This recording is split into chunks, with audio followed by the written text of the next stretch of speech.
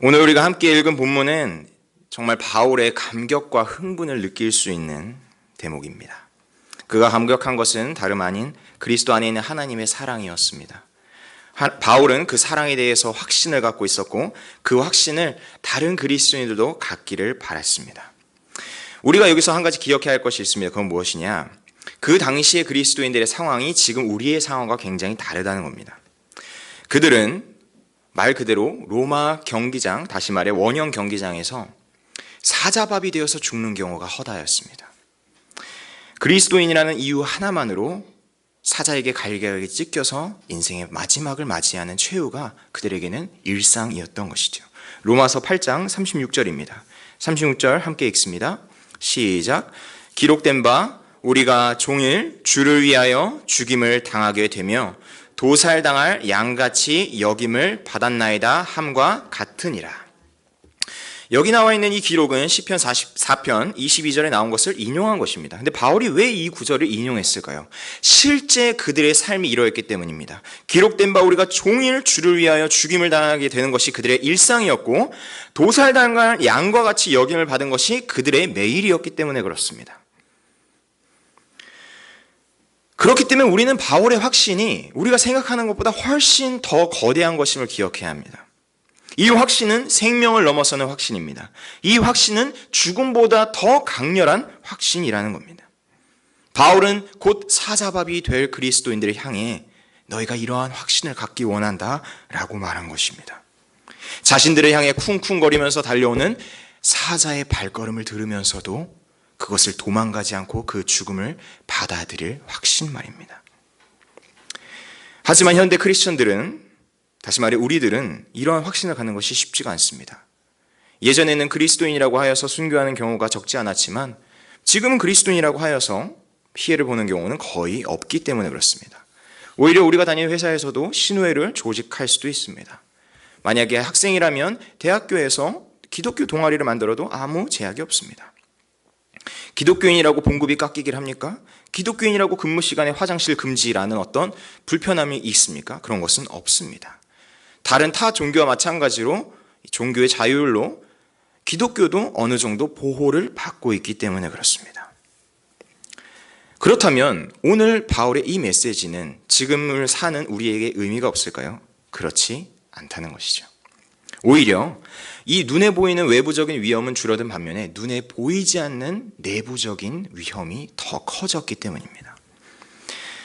마치 이것은 눈에 보이지 않는 사자가 우리를 먹으려고 달려드는 것 같습니다. 근데 이 사자는요, 마치 그리스 로마 신화에 나오는 야누스처럼 두 개의 머리를 갖고 있는 사자입니다. 한 개의 머리 이름은 교만이요, 다른 하나의 머리 이름은 염려입니다. 이 교만과 염려라는 사자가 우리를 삼키려고 하고 있습니다. 먼저 염려에 대해서 말씀드리겠습니다. 여러분, 이 염려는 언제 생깁니까? 실패를 반복하면 생기게 됩니다. 만약에 어떤 아이가 태권도장에 나갔다고 칩시다. 그래서 겨루기 대회가 있었습니다. 근데 첫 번째 겨루기 대회 때 열심히 자신감을 갖고 붙었지만 무참히 패배하게 됩니다. 그럼 그 아이에게는 어떤 것이 생기느냐? 겨루기에 대한 어느 정도 트라우마가 생기게 됩니다. 다음번에 나와 비슷한 아이를 만나지 않으면, 나보다 조금 더 덩치가 큰 아이를 만나면 지겠구나 라는 그런 패배의식이 생기게 되는 겁니다. 더 위축되고 더 힘이 없어지게 됩니다.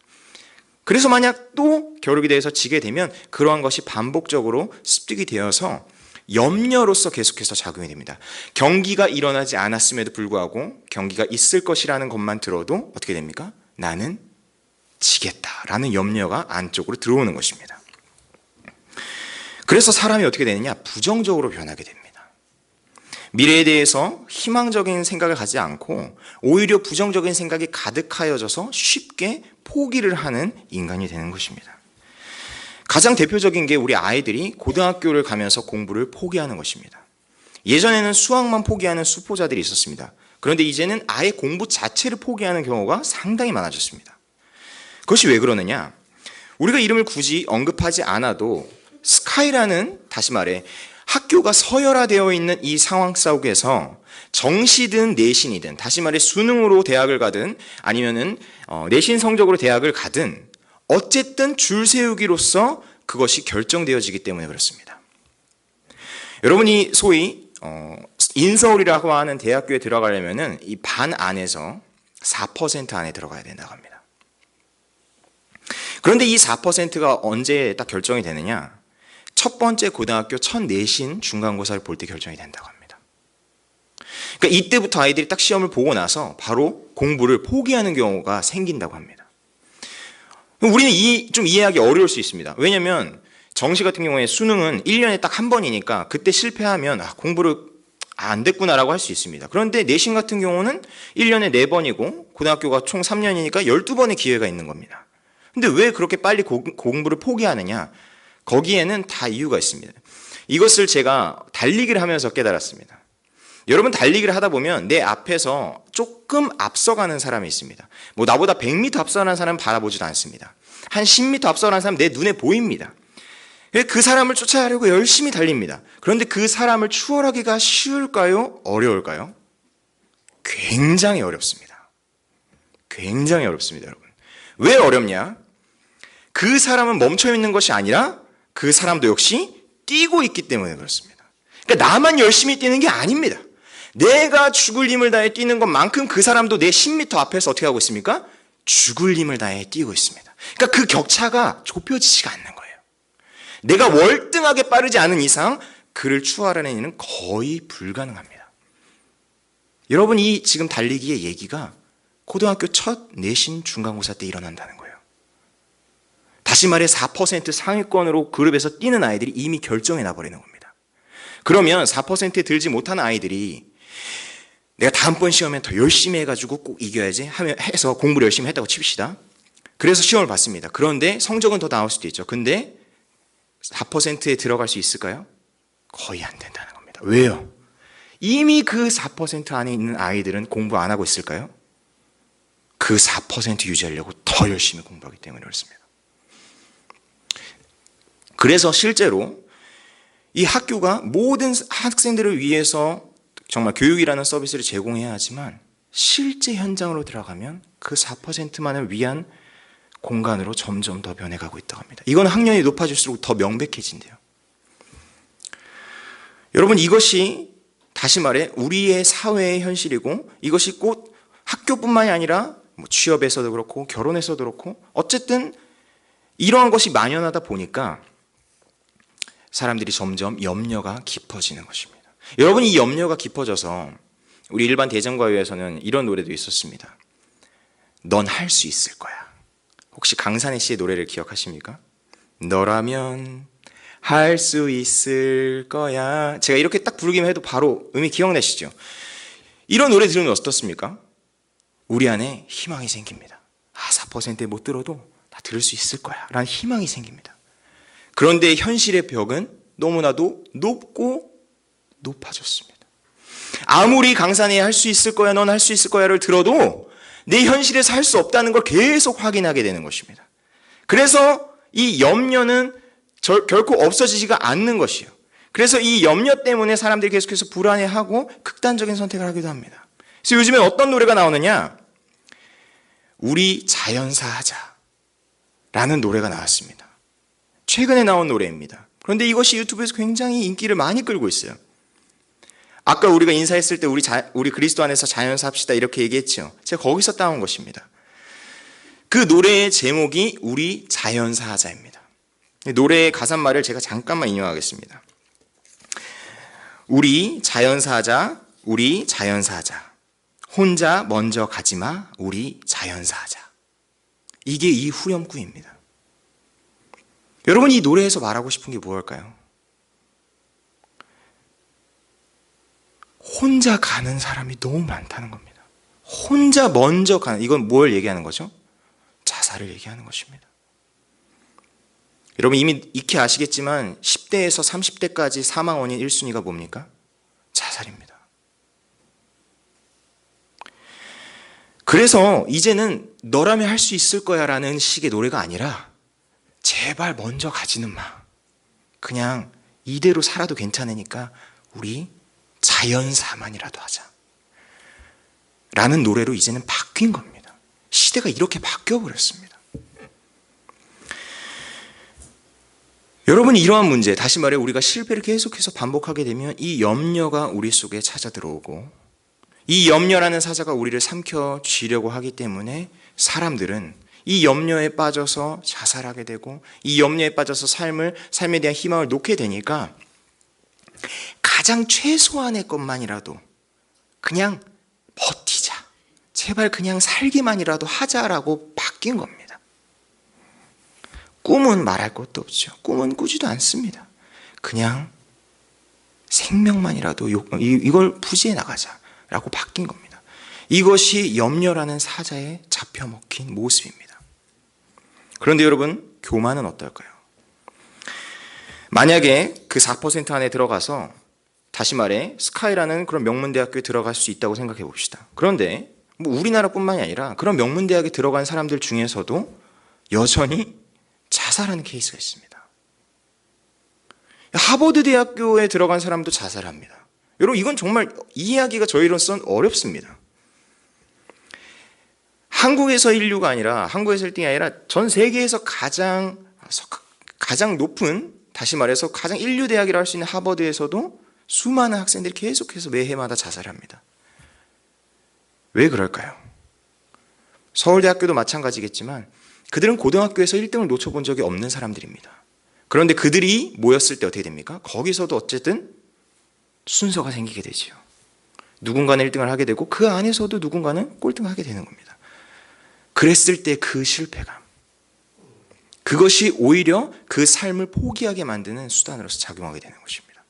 다시 말해 이 염려와 이 교만은 어떻게 해서든지 사람을 절망으로 빠뜨리게 됩니다.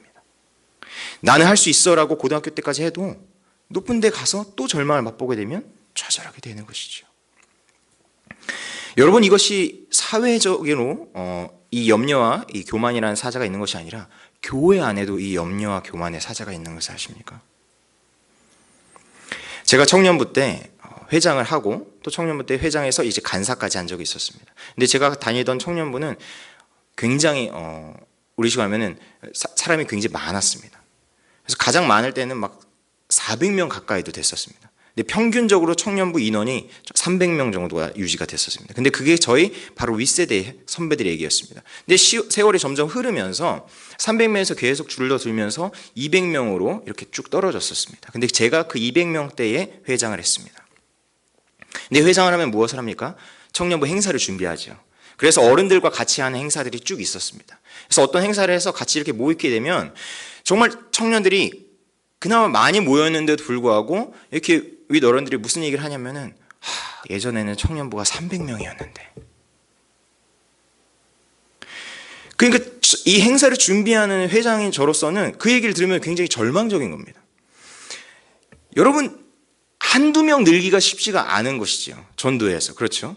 근데 100명이 점프가 될 수가 있겠습니까? 200명이 나오는 청년부에서 어떻게 300명이 나오겠습니까? 그런데 아무리 열심히 준비를 해도 어른들은 딱 보면 아이고 300명인 때가 있었는데, 좌절의 마음이 확 드는 것입니다. 근데 여러분, 제가 이 고향 제일교회 와서 또 똑같은 마음을 느낀 적이 있습니다. 그것이 언제인지 아십니까? 중고등부를 하는데 딴 친구들이 얘기하는 게 아니라 청년부 애들이 그냥 지나가는 말로 얘기하는 겁니다. 뭐라고 얘기하느냐? 예전에는 5, 60명이었는데. 근데 실제로 그렇답니다. 저는 그걸 경험해 본 적이 없습니다. 그런데 정말 아이들이 중고등부실에 꽉 차서 앉을 자리가 없었다고 합니다. 저는 보지 못했죠. 근데 여러분들은 보셨을 수 있습니다. 여러분들은 바로 그게 이해가 될 겁니다. 와, 우리 중고등부 예전엔 그렇게 많았는데 앉을 자리가 없었는데. 근데 여러분들 이제는 여러분들이 중고등부 예배 오셔도 됩니다. 앉을 자리가 많거든요. 근데 저는 그런 얘기를 들을 때 다시 말해 희망을 갖기보다는요, 어떤 마음이에요? 좌절의 마음이 듭니다. 아무리 열심히 해도 5, 60명을 채우는 건 거의 불가능에 가깝거든요.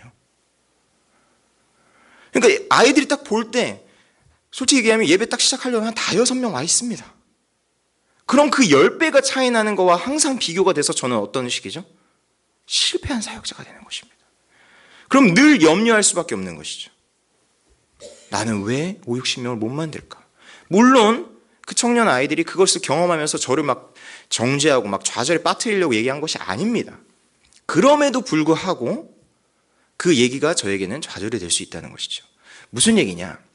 교회 안에서 성공을 맛본 것이 오히려 사람을 절망으로, 이 교회를 절망으로 빠뜨리는 요인이 될 수 있다는 것입니다.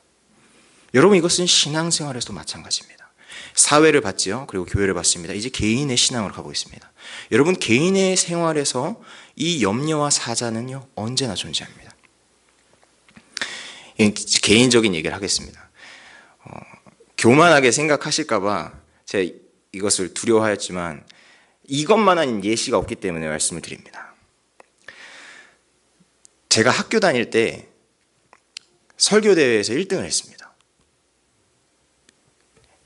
이 설교대회 1등은요, 장학금 받는 것보다 좀 더 사람들이 높게 평가를 해줍니다. 왜냐면 장학금은 매 학기 받을 수 있지만 설교대회 한 번 딱 받는 거거든요. 그러니까 1등이 딱 됐다 하면은 같은 신학생들 사이에서 이 부러움의 대상이 됩니다. 제가 딱 1등을 하고 나서 어떤 자신감이 있냐면 나는 1등한 설교자야. 이런 생각이 있는 겁니다. 근데 이게 오히려 저에게 저를 더 무너뜨리는 그 요인으로 작용할 때가 있습니다. 특별히 언제냐? 중고등부 아이들이 제 설교 시간에 잘 때입니다. 나는 1등한 설교자인데 아이들이 제 설교를 듣는데 자고 있어요. 저는 그걸 볼 때마다 나 왜 이러지? 그 좌절감이 훨씬 더 깎이는 것입니다.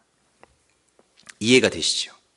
그러니까 다시 말해 내가 1등했다라는 그 마음이 교만함을 주고 그 교만이 다시 나를 좌절하게 만드는 겁니다. 제가 깨달은 것이 무엇이냐면 이 염려와 교만은요, 결국은 나 자신을 계속해서 파괴해 나간다는 겁니다. 그것이 사회가 됐던, 그것이 교회가 됐던, 그것이 개인의 신앙생활이 됐던, 무엇이 됐던 간에 이 염려와 교만은 사람을 파괴시킵니다. 파괴시킨다는 것은 무슨 의미냐? 하나님을 볼 수 없게 만든다는 의미입니다. 여러분, 제가 말씀드렸죠. 교만과 염려는요, 두 얼굴을 가진 하나의 사자입니다. 이것은 다른 것 같지만 사실 같은 것입니다. 교만한 사람은 언젠가 자신의 교만함 때문에 넘어지게 되어 있고, 염려하는 사람은 그 염려 때문에 계속해서 좌절하게 되어 있습니다. 그러면 어떻게 해야 이 교만과 염려라는 이 하나의 이 거대한 사자를 이길 수 있을까요? 그것은 바울과 같은 자세를 갖는 것입니다. 여러분, 오늘 우리가 본 이 바울의 고백은요, 보통 고백이 아닙니다. 우리가 읽은 이 9구절이 굉장히 짧지요. 9구절밖에 되지 않지만 이 고백은 사실상 바울이 로마서 1장부터 8장까지의 내용을 쫙 요약해서 마지막 정수로서 분수를 쫙 뿜어내는 것과도 같은 것입니다. 그러니까 여러분들이 이 9구절만 제대로 여러분 바울의 심정으로 고백할 수 있다면 이 로마서가 정리가 되는 겁니다.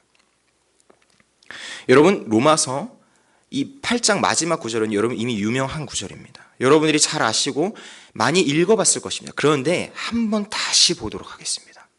바울이 어떠한 마음으로 썼는지를 다시 한번 보도록 하겠습니다. 로마서 8장 31절입니다. 그런즉 이 일에 대하여 우리가 무슨 말 하리요? 만일 하나님이 우리를 위하시면 누가 우리를 대적하리요? 자기 아들을 아끼지 아니하시고 우리 모든 사람을 위하여 내주시니가 어찌 그 아들과 함께 모든 것을 우리에게 주시지 아니하겠느냐? 누가 능히 하나님께서 택하신 자들을 고발하리요? 의롭다 하신 이는 하나님이시니 누가 정죄하리요? 죽으실 뿐 아니라 다시 살아나신 이는 그리스도 예수시니 그는 하나님 우편에 계신 자요 우리를 위하여 간구하는 자시니라. 누가 우리를 그리스도의 사랑에서 끊으리요? 환난이나 공고나 박해나 기근이나 적신이나 위험이나 칼이랴. 기록된 바 우리가 종일 주를 위하여 죽임을 당하게 되며 도살당할 양과 같이 여김을 받았나이다 함과 같으니라. 그러나 이 모든 일에 우리를 사랑하시는 이로 말미암아 우리가 넉넉히 이기느니라. 내가 확신하노니 사망이나 생명이나 천사들이나 권세자들이나 현재일이나 장래일이나 능력이나 높음이나 기쁨이나 다른 어떤 피조물이라도 우리를 우리 주 그리스도 예수 안에 있는 하나님의 사랑에서 끊을 수 없으리라. 아멘. 여러분, 제가 정말 최선을 다해서 확신을 다해 읽었습니다. 그런데 이게 문자적으로 되어 있는 게 너무 아쉽지만 바울은 지금 제가 갖고 있는 확신보다 훨씬 더한 확신으로 이것을 외쳤을 것이라 생각이 듭니다.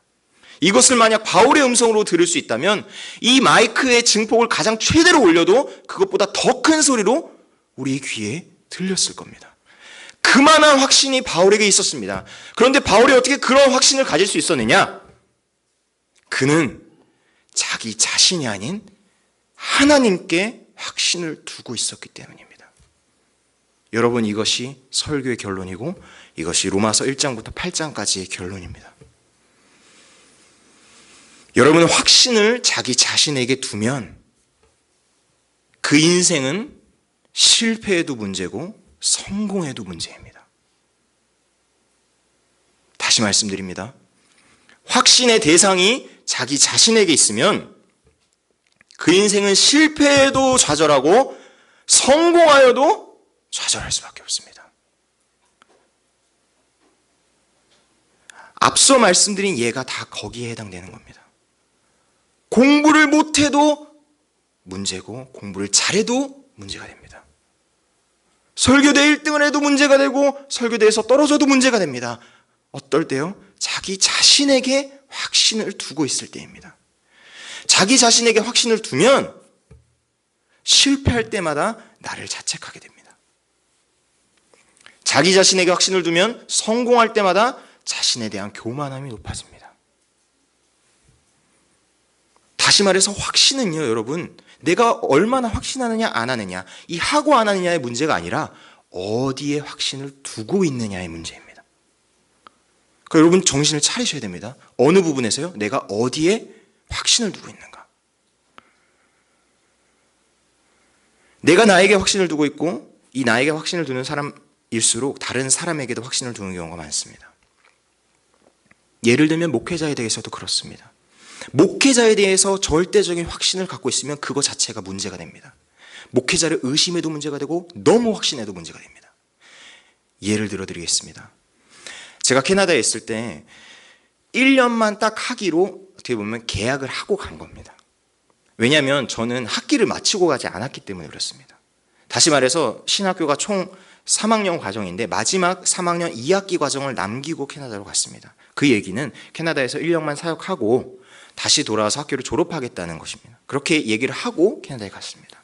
그리고 그것을 그 교회 다니는 모든 성도가 알고 있었습니다. 김 전도사님은 1년만 하고 가실 분이다. 그런데 어떤 분이 있었냐? 저한테 오셔서 이러는 거예요. 김 전도사님, 여기 1년만 있으신다면서요. 그럼 너무 친하게 지내면 안 되겠다. 그렇죠? 그 얘기 들을 때 웃었지만 한편으로 굉장히 슬펐습니다. 그리고 그분은 실제로 저와 친하게 지내지 않았습니다. 어느 정도의 거리를 계속 유지하셨습니다. 그리고 결국 서로에게 어떠한 영향력도 주지 못하는 사이가 되었고 그렇게 저는 돌아왔죠. 근데 여러분, 이 사역자가 교회를 떠나고 특히 부교육자인 경우에는 이런 일이 어쩔 수 없이 이뤄지게 됩니다. 담임 목사가 아닌 이상이야 그 교회에 오래 있기가 정말 쉽지 않습니다. 그런데 이러한 것을 경험하고 또 잘못된 경우도 있죠. 너무 빨리 1년마다 이렇게 바뀌게 되는 경우에는 특히 어린 아이들일수록 마음에 쉽게 상처를 받습니다. 그래서 막 정이 들었는데 떠나게 되는 겁니다. 근데 이런 아이들의 특징이 무엇이냐? 그러니까 슬픈 얘기지만 새로운 교육자가 왔을 때 정주질 않습니다. 딱 오면 어느 정도 있을까? 이렇게 바라보게 되는 겁니다. 그러니까 제가 이 교회를 이렇게 저도 다른 교회 이렇게 다니면서 느끼게 되는 것이요. 2년에서 3년도 부교육자가 보통 있습니다. 그 기간 동안이라도 그것을 받아들이고 정말 친하게 딱 지내는 아이들은 끝까지 또 갑니다. 교회를 옮겨도 그 아이들과는 계속 연락이 되고 개인적으로 컨택이 됩니다.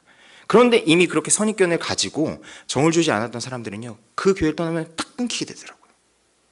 다시 말해 교육자에 대한 어떠한 그러한 염려로서, 그러한 것 실패로서 그러한 이미지가 쌓이게 됐을 때 그것 또한 문제가 됩니다. 근데 반대로 교육자에 대해서 너무 신뢰하게 됐을 때도 문제가 됩니다. 그러한 예가 이번에 있는 그 그루밍 성폭행 사건입니다. 이 그루밍으로 그 목사가 동시에 4명인가를 계속해서 그 성폭행을 했습니다. 근데 그게 어떻게 가능하냐? 그루밍이 뭐냐면요, 이 중학교, 다시 말해서 어린 아이들에게 나 너 정말 좋아해, 나 너 정말 사랑해, 나 너랑 결혼할 거야, 이런 식으로 잘못된 확신을 심어주는 겁니다. 그렇게 해서 그 아이가 그 목사를 믿어버리게 되는 거죠. 아, 그래서 이분은 나랑 나중에 결혼할 거야 라는 확신을 갖게 되는 겁니다. 그렇게 성폭행을 진행하는데 그게 동시에 4명이 친구들이 서로 다 당하고 있었던 겁니다. 다시 말해, 사람에 대한 확신은 그것이 부족한 경우에도 문제가 생기고 과한 경우에도 문제가 생깁니다. 왜냐? 결국 자리를 잘못 두었기 때문입니다. 자기 자신에 대한 확신, 그리고 다른 사람에 대한 확신은 어쨌든 문제가 생깁니다. 결국 어떻게 해야 되느냐? 우리에 대한 확신으로부터 어디로 옮겨져야 됩니까? 하나님에 대한 확신으로 옮겨져야 합니다. 바울이 그걸 했던 겁니다. 바울이 로마서뿐만 아니라 빌립보서나 갈라디아서를 보시면요, 바울이 뭐라고 얘기죠? 내가 가말리아 문화생 중에 문화생이고 바리새인 중에 바리새인이고 내가 율법학자 중에 율법학자고, 다시 말해 자신에 대한 확신으로 가득 찼던 사람입니다. 그리고 그 확신으로 어떻게 했습니까? 예수님의 제자들을 핍박했습니다. 왜 그렇게 예수님의 제자들을 쫓아다니면서 그들을 계속해서 죽이려고 했습니까? 확신을 갖고 있었기 때문에 그렇습니다. 자신에 대한 확신, 그리고 자기가 믿는 것에 대한 확신. 그래서 그는 스데반이 돌에 맞아 순교할 때도 그것을 옳다고 여겼던 자입니다. 그런데 그가 다메섹 도상에서 예수 그리스도를 만난 후에 어떻게 바뀌었습니까? 자신에 대한 확신이 하나님에 대한 확신으로 변화되었습니다. 그래서 뭐라고 얘기합니까? 자기가 전에 귀하게 여기던 것은 다 어떻게 한다? 배설물로 여긴다. 이 시선이 바뀐 것이 보이시죠? 자기에 대한 확신은 점점 더 줄어들고 하나님에 대한 확신은 점점 더 쌓여지는 것입니다. 그래서 내 뒤에 한 일, 자기가 한 어떤 성과들은 다 잊어버리고 어떻게 합니까? 앞에 있는 표대를 향해 나아간다. 이것이 바울의 신앙입니다. 그러니까 바울은 자기 자신에 대한 확신에서 계속 벗어난 것입니다. 그것을 분명하게 보여주는 게 갈라디아서 2장 20절이죠. 내가 그리스도와 함께 십자가에 못 박혔나니 그런즉 이제는 내가 산 것이 아니요 오직 내 안에 그리스도께서 사신 것이라. 완전 뒤바뀐 겁니다. 자기 안에 자기에 대한 확신은 다 무너져 내리고 그리스도에 대한 확신으로 가득 찼던 것입니다. 그래서 이제 내가 사는 것은 내가 아니요 나를 위해, 나를 사랑하사 나를 위해 자기 몸을 버리신 하나님의 아들을 믿는 믿음 안에서 사는 것이라. 여기서 말하는 믿음은 확신과 똑같은 얘기입니다. 그 아들을 확신하는 그 안에서 산다는 것입니다. 여러분, 이러니까 바울이 지금 우리가 말한 이 고백을 고백할 수 있었고 이거를 그 당시 로마 성도들에게도 요구할 수 있었던 것입니다. 그 당시 로마 성도들은 실제 사자밥이 됐습니다. 그런데 그 사자가 그를 움켜쥐려고 입을 벌렸을 때도 두려워하지 않을 이유는 무엇이 있었냐? 나에 대한 확신이 아니라 하나님에 대한 확신이 있었기 때문에 그렇습니다. 그러므로 우리의 신앙은 여러분 계속해서 이쪽으로 옮겨져야 합니다. 자기 자신을 확신했던 것에서부터 계속해서 벗어나서 하나님을 확신하는 데로 넘어가야 합니다. 그러면 어떤 일이 발생하느냐? 성공해도 교만해지지 않고 실패해도 좌절하지 않게 됩니다. 왜 그렇습니까? 하나님이 하시기 때문에 그렇습니다. 저를 다시 예로 들면 제가 설교할 때 우리 아이들이 자도 거기에 대해 너무 좌절하지 않습니다. 왜냐? 하나님이 이 아이들을 만지실 것을 확신하기 때문에 그렇습니다. 저에 대한 확신이 줄어드는 거예요. 그러니까 염려도 줄어들게 되는 것입니다. 근데 그렇다고 제가 설교를 열심히 준비하지 않느냐, 그 얘기가 아닙니다, 여러분. 오히려 그 확신 때문에 저는 더 안심하고 설교를 준비할 수 있습니다. 설교를 죽 써도 행복할 수 있습니다. 왜요? 하나님이 하고 계시니까. 바울의 이 로마서 1장부터 8장까지 쭉 내용을 보십시오. 무엇에 관한 얘기입니까? 하나님이 그리스도 안에서 행하신 일에 대한 이야기입니다. 그러니까 바울은 이 큰 그림이 있었던 거예요. 그래서 근시안적이지 않은 것입니다. 앞에 있는 사자의 입에도 두려워하지 않을 수 있던 것입니다. 왜요? 그 사자를 주관하시는 크신 하나님을 보고 있었기 때문입니다. 그 크신 하나님에 대한 확신이 있었기 때문입니다. 저는 아직 완전히 그 바울의 영역까지 도달을 못했습니다. 저는 그곳으로 가고 싶어요. 바울이 이 로마서 8장 31절에서 39절에서 고백한 것처럼 그 어떤 것도 우리를 그리스도 안에 있는 하나님의 사랑에서 끊을 수 없다 하는 그 영역까지 가고 싶습니다. 저는 여러분도 그곳에 가시길 축복합니다. 여러분의 삶에 확신을 어디에 두고 계십니까? 여러분 자신에게 두신다면 여러분은 성공해도 좌절할 것이고 실패하면 좌절할 것입니다. 그러나 여러분의 확신이 하나님께 있다면 인생이 실패한 것 같더라도 오히려 그것이 우리에게 기쁨이 됩니다.